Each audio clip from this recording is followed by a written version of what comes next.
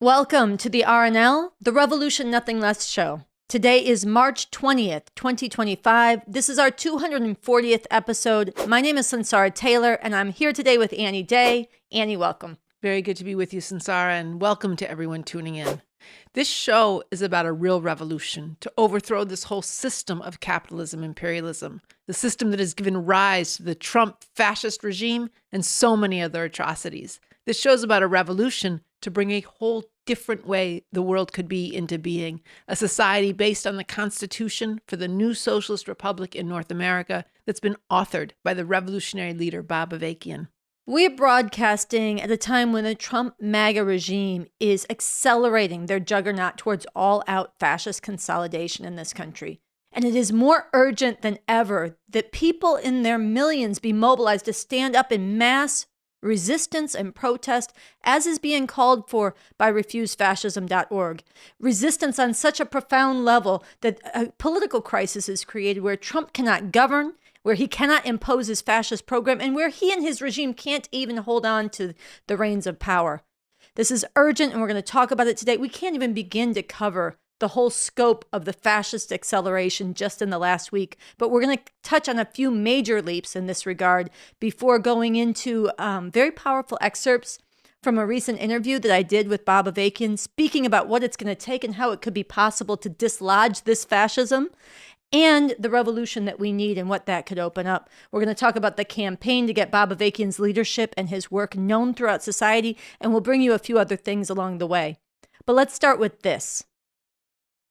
Yesterday, Donald Trump invoked the Alien Enemies Act of 1798 to authorize the immediate deportation of any Venezuelan 14 years old or up, even accused of being a member of the Tren de Aragua gang. No due process, no need for a crime to be committed, just immediate deportation. In other words, any Venezuelan living in the U.S. legally, including children, can be kidnapped at any moment and deported. This law is supposed to only apply to countries the U.S. is at war with, which Venezuela definitely is not. And since Trump has repeatedly called immigrants invaders, this opens the door to doing the same thing to immigrants from many other countries. But that isn't even the half of it. These immigrants are not being sent back to Venezuela where they can go on about living their lives. They're being sent to El Salvador where they're going to be locked up in torturous hellhole prisons under a deal with fascist Salvadoran President Nayib Bukele.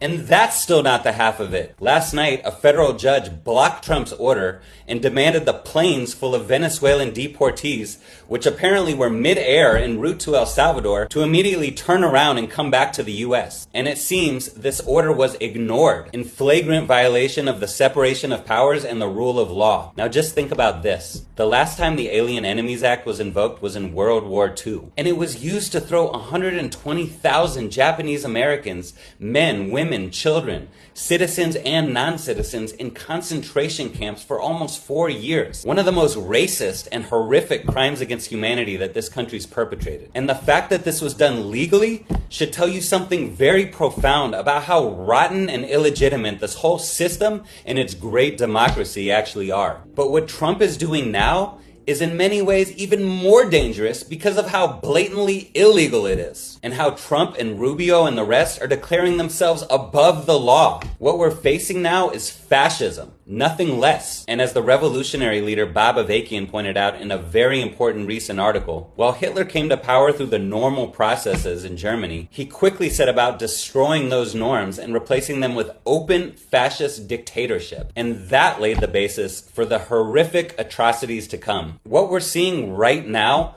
with the kidnapping of pro-Palestinian protesters and the kidnapping of Venezuelans just for being Venezuelan is just the beginning if we don't act bravely and in massive numbers to stop it. This is a test of whether Americans are going to repeat Pastor Niemöller's famous poem or write a different poem of courageous resistance. Now is the time to draw the line before it is too late. In the name of humanity, we refuse to accept a fascist America. The fascist Trump regime must go.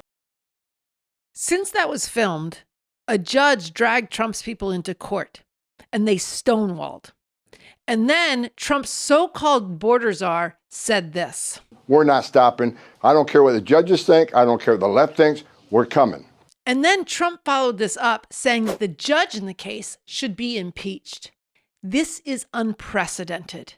The executive branch with the president and all that is supposed to be beholden to the courts, to the judiciary. That's how the balance of powers, the checks and balances of the so-called great democracy are supposed to work. But Trump is openly violating and shredding this. And this went so far as the Chief Justice of the Supreme Court made a public statement that judges should not be impeached, that is not how that works if you have a difference with a judge's ruling. You're supposed to go along with the court process. This right here is a major rift in society. Yeah, and Trump's assault on the rule of law, it's a full court press. It's taking place in many different dimensions, and we cover it in depth at revcom.us. I encourage you to go there and read about it. I want to talk about one of the things we cover that's a little complex, but it's really important. It's Trump's vendetta against, his retribution against the major D.C. law firm called Perkins Coie. And this is a law firm that took a lot of cases for the Democrats, for Hillary Clinton, really kicked Trump's ass in court again and again in their election accusations of theft. And Trump tried to sue them in the past, and his suit against them was shot down because they were in the right. His suit had no merit. But now Trump sits in the president's office, and he has the power of the executive authority, and he's issued an executive order specifically targeting this law firm, Perkins Coie, among other things, banning them from even entering federal buildings, including courtrooms. So they started losing clients immediately because they can't even walk into the courtroom to defend their clients. Now, Perkins Coie sued Trump over this action. First of all, had a very hard time getting a lawyer because all the lawyers were afraid to defend them because they might be targeted. Think about that. Finally, they get into court, they sue Trump, and they prevail. The judge literally said that what Trump did sent a chill down his spine. But the damage has already been done.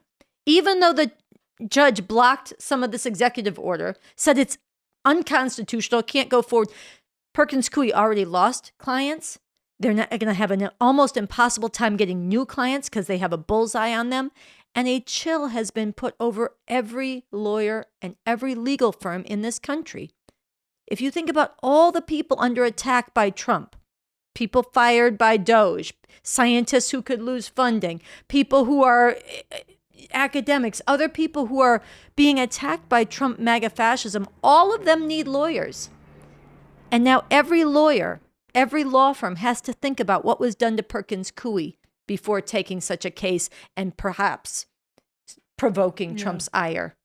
Yeah, I mean, it makes you have to ask, what does the rule of law mean if you can't have lawyers representing people under attack, under assault? This is incredibly dangerous. It is fascism accelerating. And then there's the case of Mahmoud Khalil. Mahmoud is a recent graduate from Columbia University. He was an activist in the pro-Palestinian struggle and of Palestinian descent himself, and a green card holder. And he was abducted in the night a week and a half ago, Saturday, March 8th, and taken to an immigration prison and threatening to have his green card revoked. Now, there's a big trial, a big hearing coming up on March 27th. RefuseFascism.org has called for mass protests to take place across the country. If you want to read more about the case, go to revcom.us. And we talked more about it last week and the extreme stakes of this. We want to share a letter that he sent from inside the Louisiana prison where he's being held. He said this. He said, "My name is Mahmoud Khalil, and I'm a political prisoner. I'm writing to you from a detention facility in Louisiana, where I wake to cold mornings and spend long days bearing witness to the quiet injustices underway against a great many people precluded from the protections of the law. Who has the right to have rights? It is certainly not the humans crowded into the cells here. Justice escapes the contours of this nation's immigration facilities. My arrest was a direct consequence of exercising my right to free speech as I advocated for a free Palestine and an end to the genocide in Gaza, which resumed in full force Monday night. With January's ceasefire now broken, parents in Gaza are once again cradling two small shrouds and families are forced to weigh starvation and displacement against bombs. It is our moral imperative to persist in the struggle for their complete freedom. And then he ended his letter, knowing fully that this moment transcends my individual circumstances.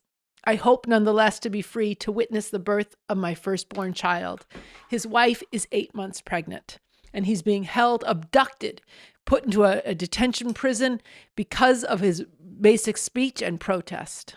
So in terms of this assault on the rule of law, this quote really stood out to both of us from a professor at the University of Chicago, Professor Azik Huck, who says, I think it's more useful to say that this is moving us into a completely different kind of constitutional order, one that's no longer characterized by laws that bind officials and can be enforced. The law, in other words, becomes a tool to harm enemies, but not to bind those who govern. That is quite different. That is a quite different constitutional order from the one that we've had for so long. And, and yet what is not said in the pages of the New York Times is this is fascism. That's the different kind of constitutional order. It's one where there is no constitutional order except as interpreted by Trump, MAGA, the whole fascist regime. And then there's Gaza. In the middle of the night, in the dark of the night on Monday night, the Nazi regime of Israel, with the full backing of the Trump MAGA fascist regime, just unloosed hell on the people of Gaza. It is and has been an open-air prison. People are trapped. Over 2 million people are trapped in rubble and death. And Israel just unleashed a barrage of bombs falling from the sky, and the killing has not stopped. They broke the ceasefire, and this is coming amidst a situation where after 2 weeks, there's been no aid coming in. People are already starving. They murdered over 400 people in a single night, and as I said, the killing has not stopped since then. And we're going to show a video from a doctor that's from Australia who's in Gaza right now, in the north of Gaza, now trapped actually in the north of Gaza because Israel opened that Netzarim corridor and is basically shooting anyone in sight, so you can't even travel from north to south.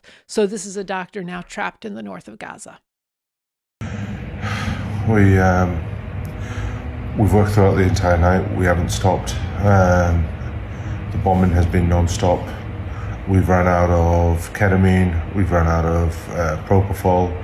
We've run out of all painkillers. We can't sedate anyone. We can't give them any analgesia. When we intubate people, they wake up and they're choking because we have no sedation. There are 7 girls getting their legs amputated, no anesthesia. The bombing is still going on. The room is still shaking. I haven't slept. We went to bed at about 1 o'clock, and at 1:30 the bombing started. It's about 10 a.m. now. I've just gone back to my room. I'm lightheaded, I'm dizzy, and I mean, it was just mostly women and children, burnt head to toe, limbs missing, heads missing.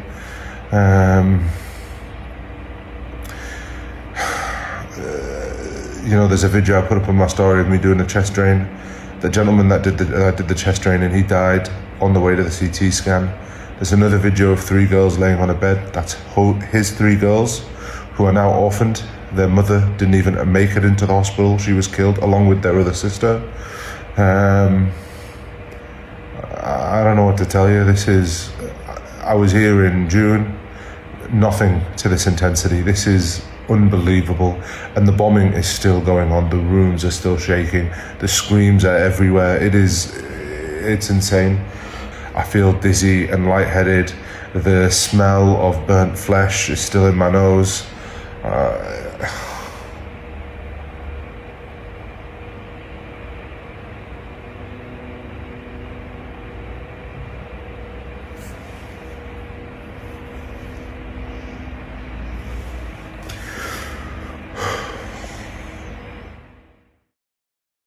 Let yourself really feel deeply what that doctor was just giving life to. The situation in Gaza, everything we've been talking about underscores the urgency for people to act now. Yeah, people in their millions. We need to go out and wake people up and mobilize them to stand up to this and say, no, in the name of humanity, we refuse to accept a fascist America. The Trump fascist regime must go. And there's a basis for this. There's an urgency, and time is running out for people to stand up. I mean, we're talking about the ice sheet of repression and chill and fascist consolidation moving. But it's both urgent that people stand up, but it's also possible. It is still possible to defeat this fascism and to mobilize in the broad numbers. I want to play something that I found both extremely chilling, but also shows some of the potential. So let's listen to this clip. The leaders of these law firms have gone back and forth with each other about what to do. Should they file a friend of the court brief? Should they put out a joint statement? And despite all of those discussions, they are yet to take any collective action. Suggesting to some real degree that they are intimidated, that they are scared, that what he's doing is working. Privately, they will all tell me how horrific they think this is. But publicly, they're saying very little. Now, look, I find that both extremely chilling. Everybody knows this is outrageous. Everybody knows this is horrific, and yet they're saying nothing. They're going along. But it also shows what's just beneath the surface, including in places where from the outside you'd think nobody was paying any attention. And you have to understand how this could start to change, not just among law firms, but among major institutions under assault, among all sectors of society, if there were growing numbers of people standing up in the streets saying no and changing the whole political atmosphere and moving to drive this fascist regime out, including on March 27th, on the day of Mahmoud Khalil's hearing. This has to take a leap, and we have to go forward from there. I mean, these institutions are capitulating one after the other, right? That's what you just heard. But if there were the force of millions of people in the streets, that dynamic can be changed. They're only calculating right now the safety and the security of their own ass. They have to also calculate the space provided and the backing provided if and as people are out in mass, determined, sustained protest. So we want to go now to the interview that I did with Bob Avakian earlier this year.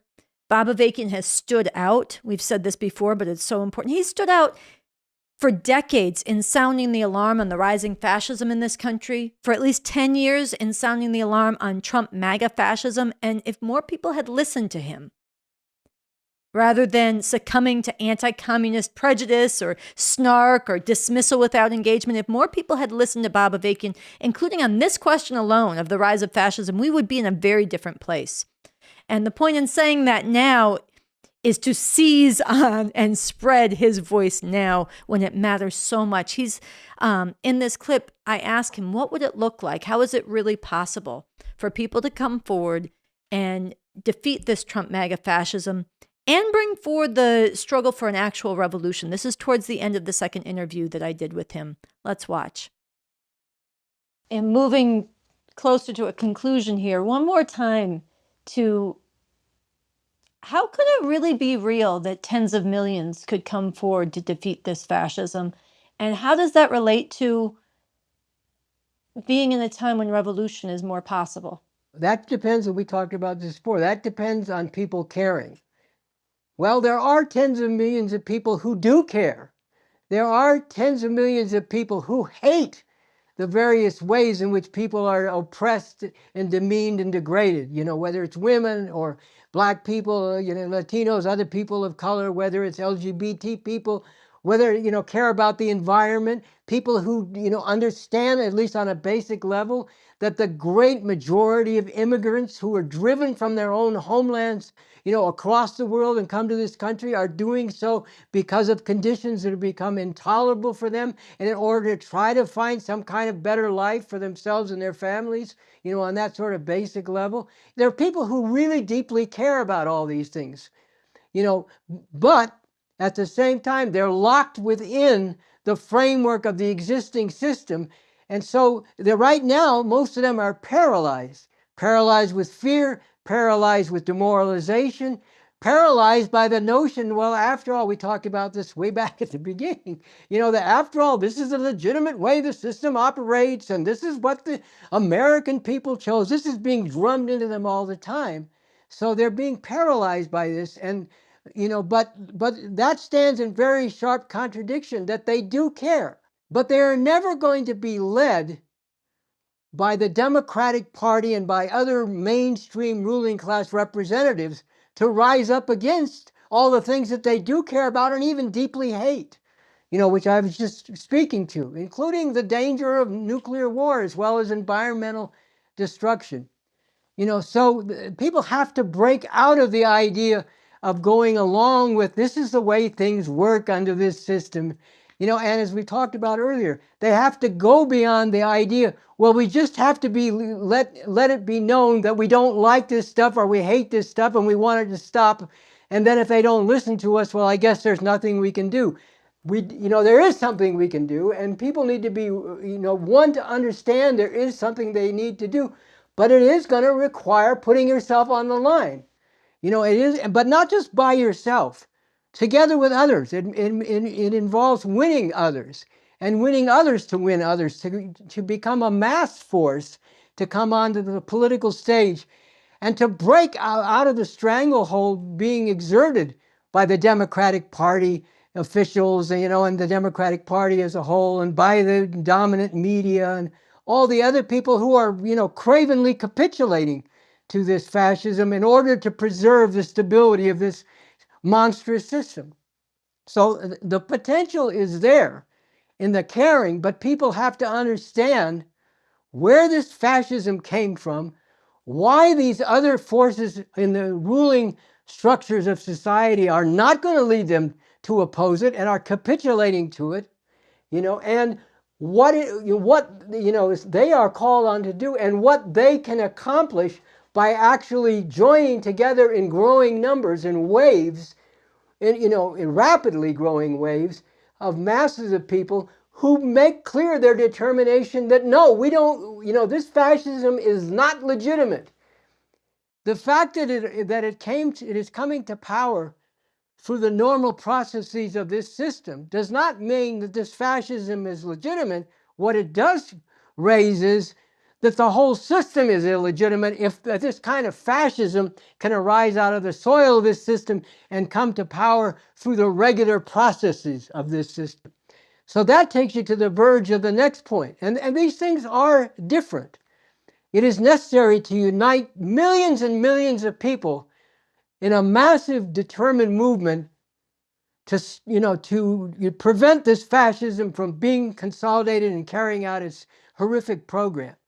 That unity has to be as broad as it can possibly be, including people who aren't convinced that this is somehow related to the fundamental nature of the whole system and the whole system has to go.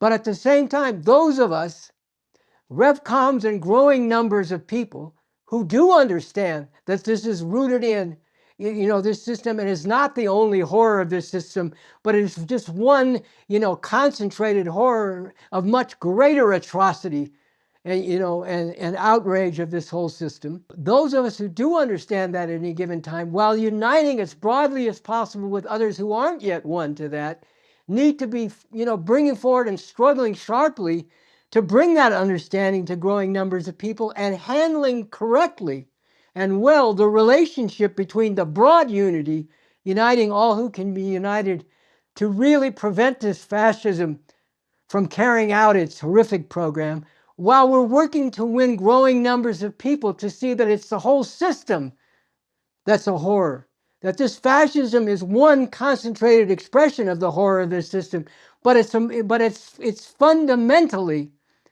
as I've said, both a horrific and a completely outmoded system that humanity needs to and can move beyond, and we have to rise up in revolutionary struggle to bring about a whole different system, sweeping this one completely off the stage of history and getting into all the things we talked about earlier in terms of transforming society and ultimately the whole world in a really emancipating way.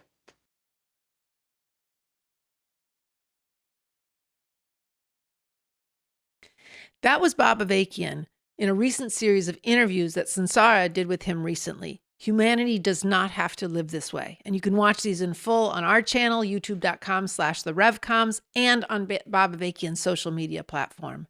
These interviews are such a resource for people to really understand, both of what he just broke down, what we're facing, what we need to do right now, which people are really reeling and asking, but also to open up the bigger debate that we have to be having about where this fascism has come from and what kind of better world is possible.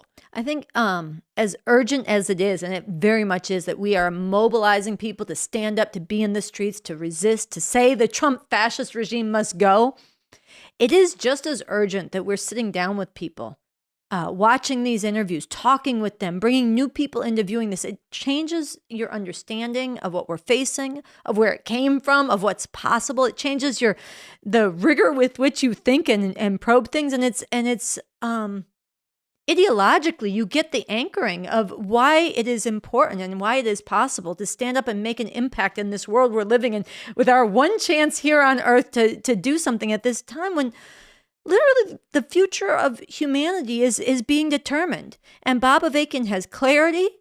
He has the integrity to stand and tell the truth, even when it's difficult. And he has a vision of where we could go with this and why it's worth it and can make all the difference to stand up to this horror. Yeah. And the more people are hearing that vision, the more people, the more you see something else is possible and actually feel that vision of a whole different way the world could be, the more the nightmare that we're living in is completely intolerable. Mm-hmm. People are way too inured and used to a horror. But the more you see something else is possible, the more that can change. So actually, now we want to go into a second clip from these interviews. This is from a little bit earlier in part 2, where Sansara asked Bob Avakian about the Constitution for the new Socialist Republic in North America and some of what's different in his understanding of the new communism and what kind of world we need to be fighting for. You've made the point that, and it's true, never before in any proposed or actually existing founding document of a government has there been anything close to the level of not only provision for dissent, protest, disagreement, ferment, striking out in many different directions artistically, culturally, and politically, as is written into the Constitution you authored, but also the encouragement for this and the fostering of it, while at the same time the whole of society, the economy, everything will be oriented in a different way to meeting people's needs and overcoming oppression. Can you give an example of how that's built into the Constitution you wrote and a little bit more on why that matters so much? Yeah, well, there are a lot of examples, a lot of different dimensions. I mean, I could take one, for example, in the legal system and the rights of the people. Not only is the right of dissent upheld, including the right to advocate getting rid of the new socialist system and going back to capitalism. If people attempt to violently overthrow the new socialist system, then they'll be defeated in that. But advocating for doing that is protected under this Constitution. But beyond that, for example, let me give you. I started to talk about the legal system. In the legal system, it establishes in the Constitution not only that there'll be institutions in the government for prosecuting crimes and criminal activity that people are accused of, but also there'll be provision for defense provided for people who are being so prosecuted, who are in an adversarial position with the government, because it's recognized that there can be contradictions, even in a socialist society, between the government and the people, where the government is wrong. So that's a very important thing to be stated, directly right in the Constitution, which it is. And then it's said that the institutions that provide for defense for people who are in an adversarial position, being prosecuted or whatever by the government, that the funds for that have to be at least equal to what's provided for the prosecution, institutions that prosecute people in this situation. Now think about the people who are working as public defenders, under this system, and the idea that they would have the funds at least equal to what the resources the prosecutors have is completely unthinkable under this system. So that's just one thing.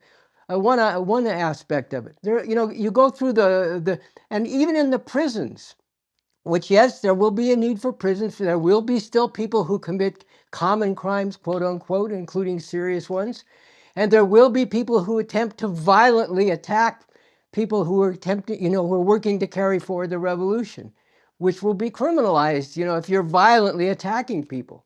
If people are tried through the due process, and due process is provided for extensively in this Constitution, including real emphasis on the presumption of innocence, which is a joke in this society, but real emphasis on the presumption of innocence of people accused of crimes.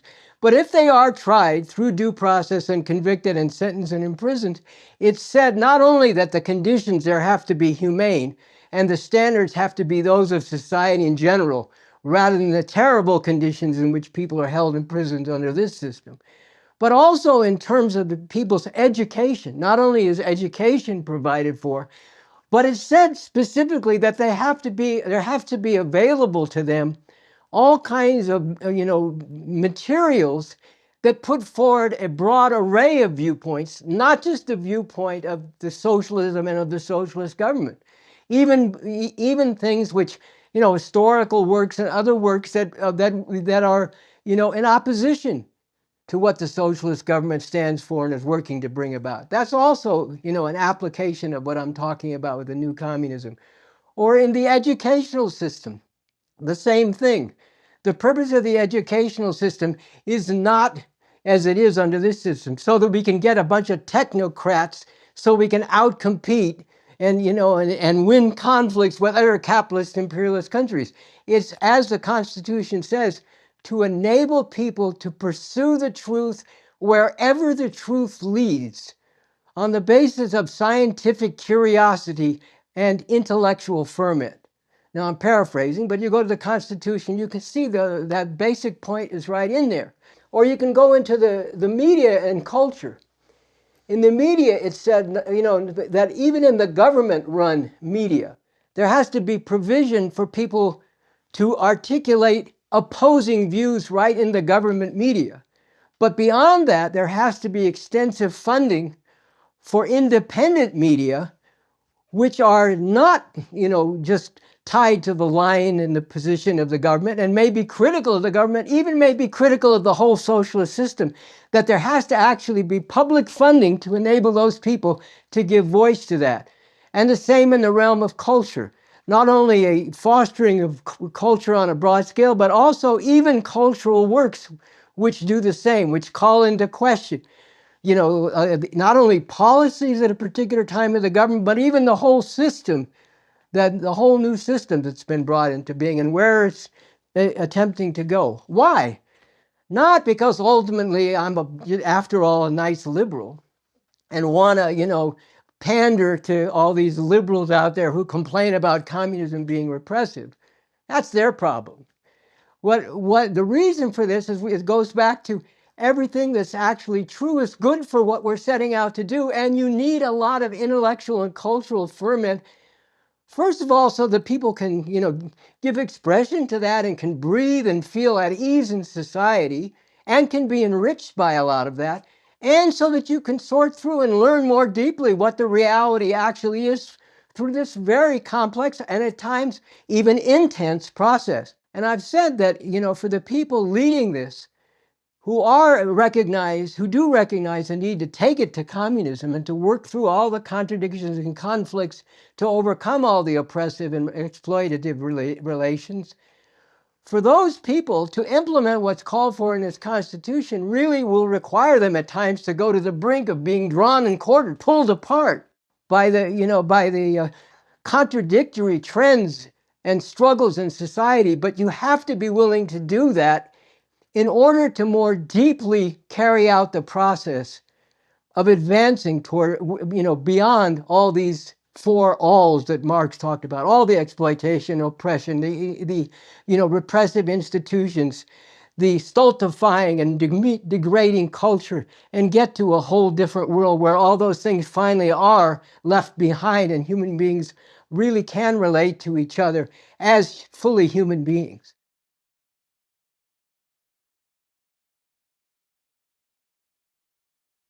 Just think about what B.A. just said, what we just heard from him, and how radically different this robust defense of people's rights, of the rule of law, of protections for dissent, for people to strike out in different directions, how radically different that is from everything we began the show with in terms of Trump's all-out assault on the rule of law today, and compare it as well to even the best of the history of the communist revolutions that have existed before Bob Avakian. This is a radically different vision of human emancipation and the road to get there. And it is, we've put it on the pages of revcom.us, and it is so profoundly true that you can mark the world and human history from before BA and after BA in terms of really having the scientific understanding, the emancipatory framework, the vision, and the strategy and approach to getting to an actual revolution and one that can lead to all the way emancipation. He has remade the project of human emancipation, and you got a sense of it in that answer. And this is something that really, this second interview in particular, which we just drew from, I took the opportunity to ask repeatedly and in different ways for Bob Avakian to bring alive the different dimensions of this new communism. And people really have no idea. They have no idea. They've been lied to about communism. It's been slandered. It's been distorted.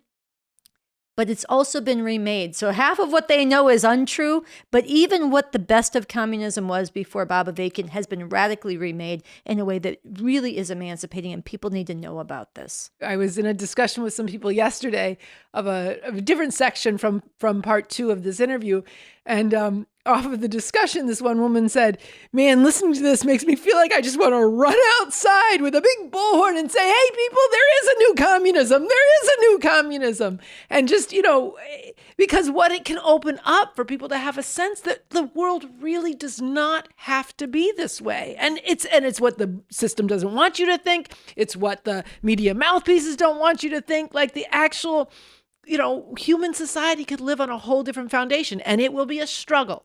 And it will be a fight, and it will not be easy. And Bob Avakian makes that very clear all through these interviews, putting the problems of the revolution to all of those within earshot. But there really is a different way to live, to relate to each other, as he ends the clip that we just watched with. Look, exactly at the time when the pace with which the Trump fascist regime is moving is so staggering and so rapid is when people need to have their sights raised. And actually, it's because the norms are being broken. All the ways in which people have been trained to be adhered to this horrific system, that's being cracked. It's being ripped up. And it's exactly at that time that people need to and are more open to hearing the kind of profound and radical revision that Bob Avakian just laid out about human society could be totally remade on an actually liberating foundation that, frankly, people would want to live in, that they could actually contribute to the future of society. And then through the process right now of people coming together to engage the interviews from Bob Avakian, to engage the really moving and packed in New Year's message that gives a lot of leadership and direction to the historic juncture that we're at, as well as social media overall, coming together to engage all this can forge the kind of community and backbone that people need for the fight that's in front of us, that we are going to have to wage and put ourselves on the line for, and do so together, and do so as we raise our sights and keep our eyes lifted to the kind of world that we can bring into being. And it's why it's so important that we have this campaign to get Bob Avakian's leadership, to get his social media, to get these interviews out before all of society. And we've accomplished a lot with this campaign so far. You're going to talk about that in a second, but there's so much more to get Bob Avakian's voice out. We are in the middle of a push to raise $30,000. Have about a week and a half left to get there. We are at the approximately $12,000 mark. So there's a big push. We are asking you to throw in on this effort and bring others into this effort, because it will really make a difference for, as you said, people to come together to watch this, to discuss this, to have their sights lifted, but also to work together to spread this, to raise money for it. And we want to make this mark $30,000 and talk a little bit about what that'll make possible. Yeah, $30,000 by March 31st. And I'll just say already, look, there's, millions of people who've encountered Bob Avakian online, on social media, and some on the ground because of the funds that have been raised and the work that's been done so far. I mean, it just, I have just in happenstance encountered people. I was at a gallery opening a couple weeks ago and someone runs by and goes, Bob Avakian, I love Bob Avakian. It turns out she's a YouTube subscriber. She's never encountered the RevComs or anything, but she listens to the leadership that Bob Avakian's providing online. Yesterday on a college campus, someone encountered someone who said, oh, I listen to him all the time on the internet. And talked actually about how his thinking has been changed and challenged and is pretty hungry for joining in to wage the fight for the revolution that Avakian is talking about. So it's already had, significant impact. Many, many thousands have watched some of these messages from BA in full or in part. I mean, many millions in part, thousands in full. So then where does this $30,000 get us, and what's the kind of impact that we have to wage? That we have to have. Well, some of it is the online advertising. As I'm talking about it reaches people who otherwise would never have heard what BA is saying and who the powers that be don't want you to hear. So we're going up against the algorithm. We're going up against all of what gets funded in the society otherwise.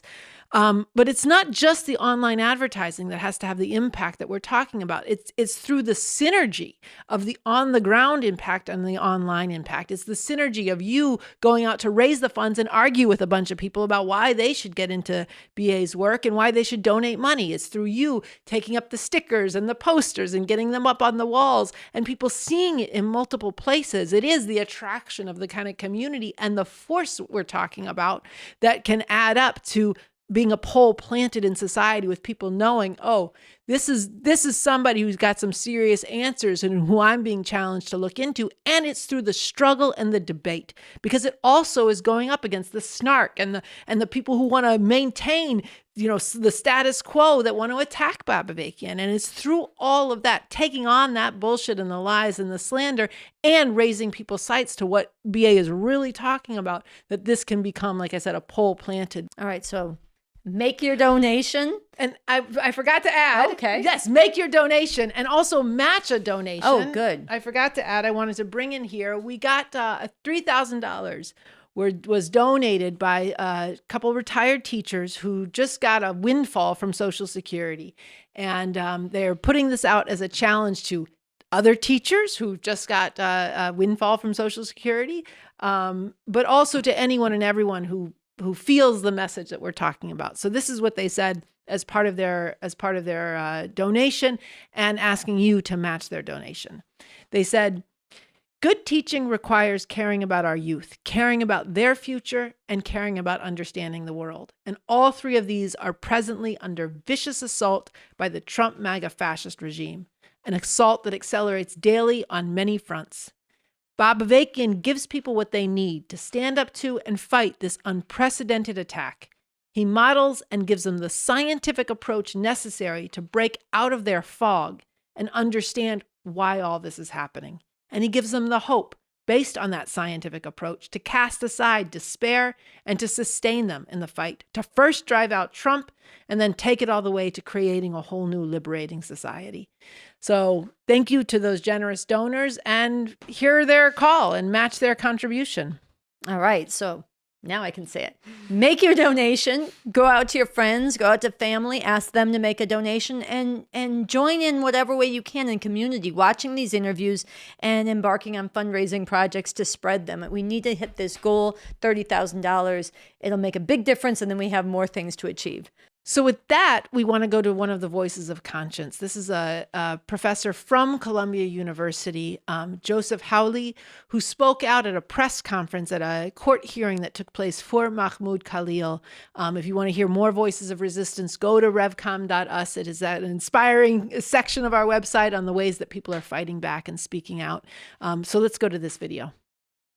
The last time I spoke at a press conference was April 18th. That day, police officers in crowd control gear entered our campus for the first time in decades and carried off dozens of students who were peacefully and quietly encamped on one of the enclosed lawns in front of our library, threatening no one. As I watched this unfold in horror, I was asked to speak at an emergency press conference alongside Mahmoud, who had just been asked to negotiate on behalf of the encampment. It is always dangerous to speak in public for Palestinian rights, safety, and freedom with your face uncovered and your name declared. You can be sure you will be harassed, doxxed, terrorized. People will try to get you fired from your job. For speaking here, I will receive a new round of death threats, slander, complaints to my employer. When I step down from here, I will publish these remarks to protect me from the inevitable attempts to misrepresent my words. And Mahmoud, as a student negotiator, took these same risks and many more. Mahmoud is a man of decency, honor, and kindness. He has distinguished himself in his work as an advocate and negotiator, as someone committed to peaceful resolution of difficult situations. He is a consummate diplomat in his disposition and his character. What the Trump government is doing to Mahmoud is obscene. It is unreasonable, intolerable, unconstitutional. So why do they think they can get away with it? The Trump administration is betting that Americans will happily look the other way as one more Palestinian is victimized here on American soil. They are betting that when you hear Mahmoud's name or the word Palestinian, the parts of you that make you a thinking and rational and caring person will switch off, and you will believe the worst about him, and you will turn a blind eye to these grave violations of his rights. And after what I've seen over the last year and a half, I'm not sure they're wrong. Anti-Palestinian groups have spent all year casually leveling the most dangerous accusations on the flimsiest grounds, and members of our own community have repeated them. Don't like seeing a kafia? Call them a terrorist and call the cops. Don't like their views? Call them anti-Semitic and get them expelled. Don't like that your Jewish colleague has the chutzpah to say free Palestine? Report him for Jew hatred to a university task force. Don't like seeing a broad and diverse movement of courageous young people standing together against the ethnic cleansing of Gaza? Call your friends in the government and send the feds to their door. As an educator, it disgusts me that anyone who wants to be taken seriously in association with a university would deal so ignorantly with language and truth. But more than that, I am ashamed as a Jewish person that this kind of slander has found currency in some parts of my own community in service of the racist and anti-Semitic Trump agenda. Trump's claim that this atrocity combats anti-Semitism is insulting. We will not take lectures on anti-Semitism from segregationists and neo-Nazis. We will not allow a white supremacist president and his party to claim the mantle of Jewish safety as they shred the Constitution and spin outlandish legal theories to justify the suppression of dissent and the brutalization of those who oppose war and apartheid. One of the most insidious forms of prejudice toward Jews is the trope of dual allegiance, which suggests that we Jews, because of our ethnicity or religion, have secret political commitments at odds with the communities we live in, that we are not to be trusted, that you should always believe the worst about us. When Donald Trump sneers at globalists, this is what he means. And when I see people unquestioningly trafficking in the wildest assertions about Mahmoud just because he is Palestinian, I hear the exact same kind of prejudice that drove generations of my own family from their homes in Europe.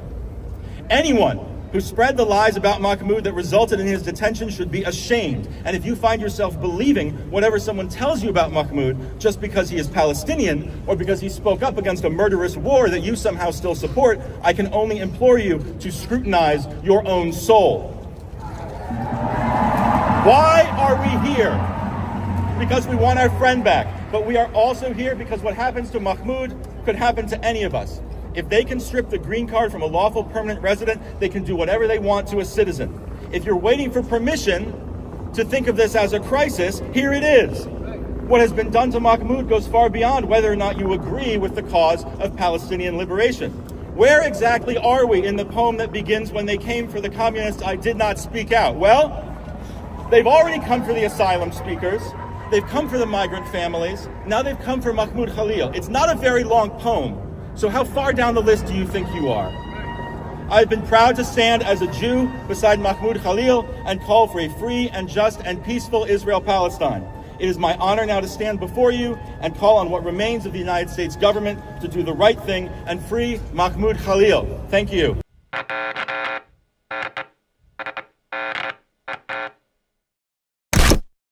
All right, well, Professor Hawley there, I think, spoke so well to the stakes of this case of Mahmoud Khalil and the stand and orientation that people have to have. I want to underscore Refuse Fascism has called for protests across this country on March 27th. That's the next scheduled date of Mahmoud's hearings. Across the country, and especially in New York or maybe in Newark where he's going to be, there needs to be people in the streets raising the slogans. Free Mahmoud Khalil now. Stop the fascist attacks on the rights to free speech, dissent, and the rule of law. Stop the demonization, abduction, and deportation of all immigrants and refugees. In the name of humanity, we refuse to accept a fascist America. The Trump fascist regime must go. Yeah, and if you're watching this, take this weekend and do two things.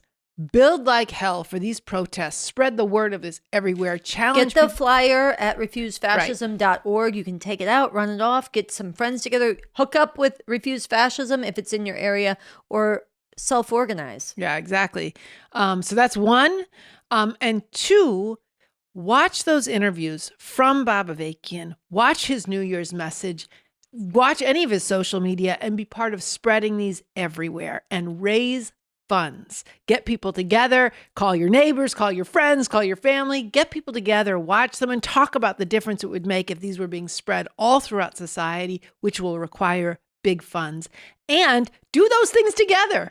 Go out all day and spread the word and then come home and debate and discuss, or watch them over breakfast and then go make trouble out in the streets all day. This is a time really for a big fight and a big debate. All right, so this brings us to the end of our episode today. I want to thank the Revolution Nothing Less crew. I want to thank all of you for tuning in and watching. If you aren't yet, become a subscriber. Subscribe to our channel. Hit the notification button. Leave a comment below. Hit the like button. Help us with the algorithm and let us know what you're thinking, what you learned, what questions you have, ideas you have in the comments below for the struggle ahead. So we want to go out with kind of a special thing. We're going to play a song from the protest folk singer David Rovics. The song is called St. Patrick's Battalion. The other day, I was having dinner with a regular viewer of the RNL Revolution Nothing Less show who told the story about, that's the theme of the song we're about to hear, of the Battalion of the San Patricios. This was a group of Irish immigrants who were just newly emigrated to the U.S. and were drafted to fight in the Mexican-American War. And when they got to Mexico to fight on behalf of the U.S. in the late 1840s, they realized they were on the wrong side. And they basically became traitors to the U.S. for a very good reason, and they fought on the Mexican side. And this person, the viewer of this show, said that learning about this history when he was 14 years old made him decide that for the rest of his life, he was going to fight on the right side of history, and he was going to go against the tide, and he was going to put himself on the line to do that. And I think it's a powerful lesson that everybody needs to hear, take to heart, and act on now. So we want to go to the St. Patrick's Battalion.